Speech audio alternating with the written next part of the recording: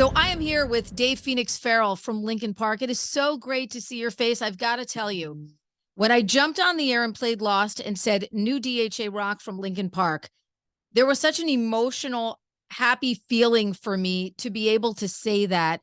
And I'll tell you, what an absolutely incredible track. Sometimes when things don't make a record, you wonder, it's an okay track. I wonder why it didn't make the record, but yeah, I can kind of see it.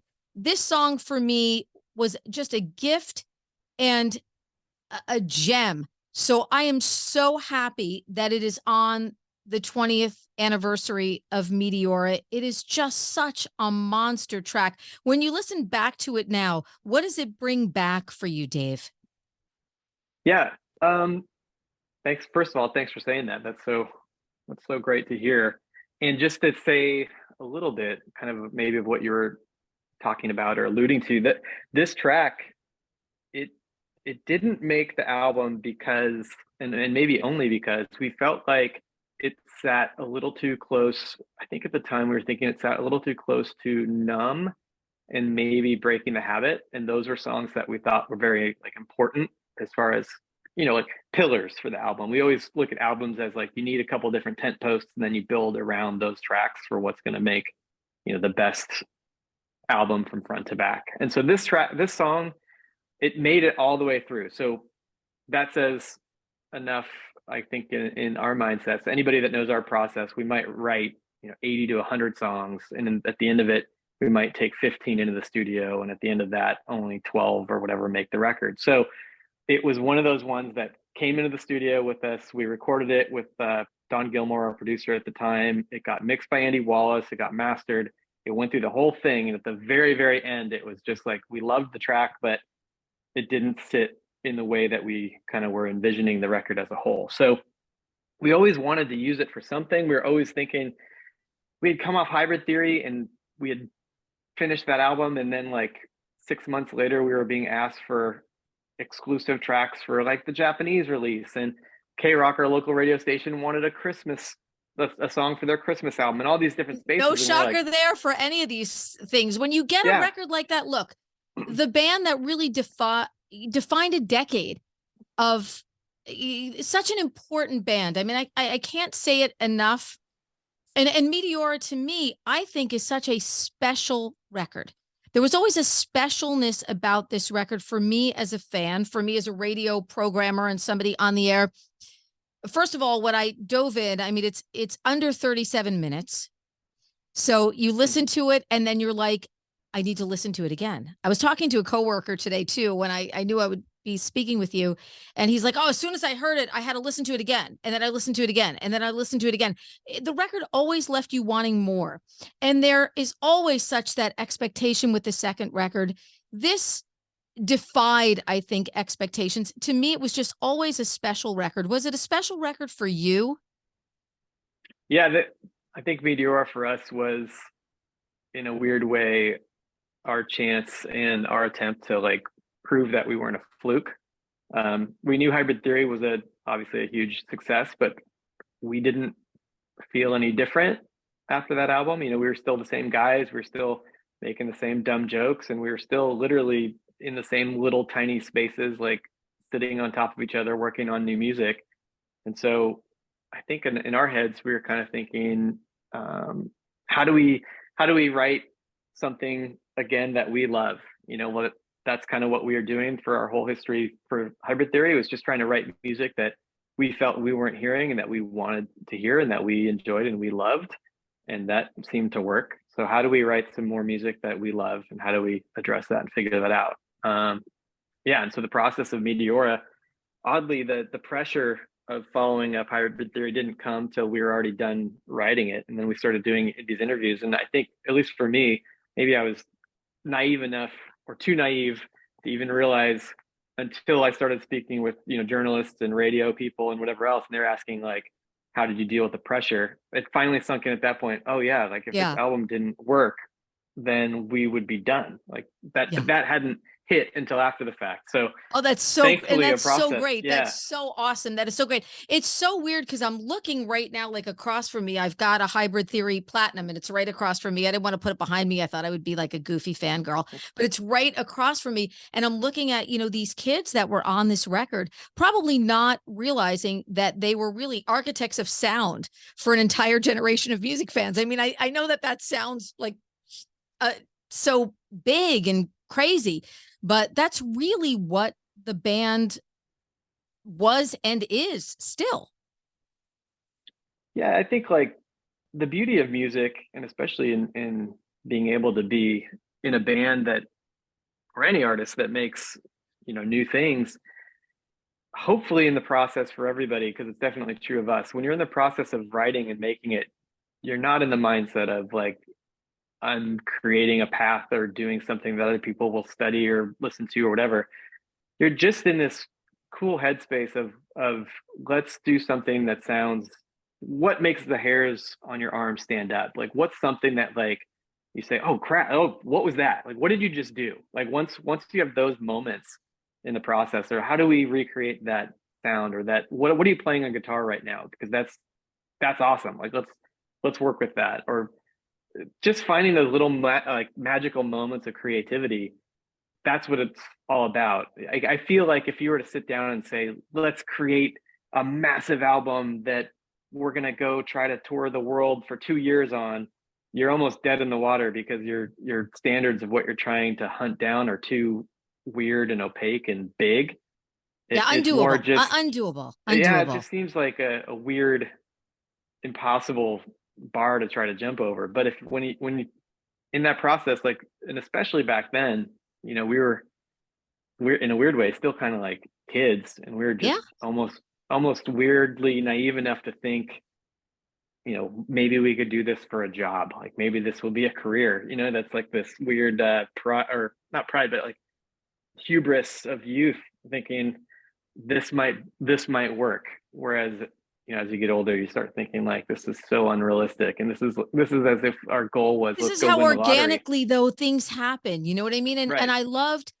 I always felt it was such an organic process with Linkin Park. There was always, you just never knew what was going to come next. And I think that that's really a beauty of the band that we still have now, in this strange way. So talk to me about putting together this this 20th anniversary collection, because I think it's just so beautiful for the fans that we get limited edition super deluxe box sets with 6 additional songs and demos and b-sides and live performances and books. And what is the Yeah. emotion like? What is it like for you? Because I would imagine the band is probably very involved in this process. What does it Hmm. feel like to go back? Are these things in a vault? Do you know they exist? Do you forget about some of these things? How do you put together this whole experience? This is an experience record for the fans. Yeah, and so this package also, it's got so much stuff, whether it's like, the expanded artwork of all the visual content that made the album. If you're into like the visual artwork stuff, you're gonna like that aspect of what's going on here. It's got unheard, or never released songs and demos and little starts to songs and pieces. And if you're into like the early stages and the nuts and bolts of how an album come together, it's got that for you. It's got behind the scenes footage of all the stuff we are doing in that time period. And I think it's 3 different live shows that are Yeah. captured through the entire 2 years of the touring cycle. And you can see the progression of the set list and see the progression of the size of venues, from theaters up to stadiums that we're playing, and hopefully the improvement that happens in our live show over that time period. I don't know if anyone's interested in all of that stuff, but if you're interested in a part of it, it's in there, because there's so much stuff. We just try to just say, let's find everything we could for this album, and let's give it its proper celebration. And for anybody who's like wants to do the deep dive into Meteora, let's give them that package. And so that's what it was. And in the process of doing that, like, yes, we had to go, maybe starting a year and a half ago, have us go through any like hard drives we might still have at our house, have our management go through, the official kind of Linkin Park storage spaces and dig through that stuff to find anything that might be Meteora related that either was used but it was rare or was like unheard and brand new. Like Lost came out of the process of that, where we realized like this track is completely done. We always intended to use it, but it actually was never used. So like that was a huge gift to find that for us. And I don't know, everything in that regards was just like, how do we create something or make something for the most diehard of fans that already have access to all this stuff online and want to see the stuff that, you know, is kind of in a weird way behind the scenes, like And you guys were always real a visual band to me, always a storytelling band, videos, performances, always super visual. When I watched the video for Lost, I felt it was a very emotional video for me to watch. It's a brilliantly put together video for anyone who hasn't seen it. So talk to me a little bit about putting that together. And you really felt the song without Chester being there singing the song. Yeah. It was pretty brilliant the way that it came together.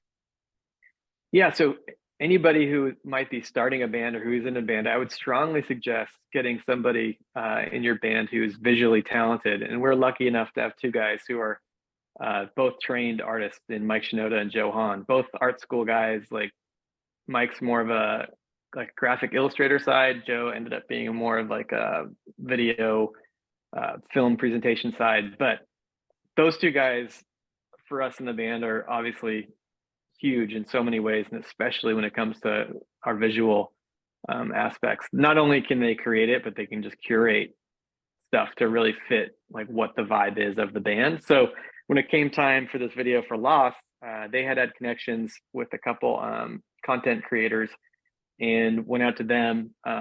They'd been working on a project that was like a short film that kind of like co-ops, or we kind of co-op a lot of their visual material that they were doing with that into the footage that you see in the video for Lost itself. And these guys were able to kind of like coordinate with Mike and Joe, get their real vision on what they wanted it to look like, what they wanted it to feel like. They were able to use content capture that was obviously taken from live footage of us performing, Chester, etc., and then kind of create the video out of that. So I think like for me, what it does in a really cool way is capture almost that period of time, 20 years ago in a sense. And at the same time, like update it in how it looks to like right now. So you've got a interesting dichotomy of 20-year-old footage, but presented in a way that looks like it obviously it's brilliant today. It's visually like just so, I'm trying to think of a word, like intoxicating. Like I couldn't stop watching it. I just kept watching it over and over and over. It's absolutely brilliantly done and beautifully put together. Look, you guys have made such a contribution, such an important band, so many things that you've done, whether it was like Music for a Leaf or Power the World.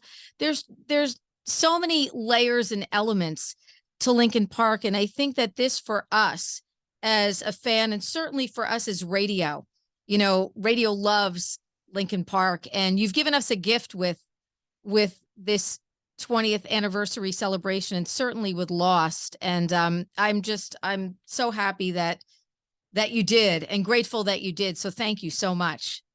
Yeah, thank you. Well, radio for us too. Also, just to throw that out there, like that's been a huge part of what we've been built on, is support from radio across the country. So we owe a huge debt of gratitude to you guys and your listeners for supporting and being with us for what is crazy to now say over 20 years. It's crazy. It is crazy to say. That it sounds feels wild crazy in my head, but I always think of Linkin Park too as like a newish band. Like I never think of you guys as a band with a 20-year history, because it's still so amazing. And every song is just as fresh as it was the day that it arrived on CD. Like to me, now of course it's not necessarily CD, but on CD to me. And yeah, I mean, just a staple of rock radio, and it's out now, and it's the 20th anniversary of Meteora, and it is a gift to the fans. Linkin Park fans are just going to love and eat this up, and it's definitely sustenance for them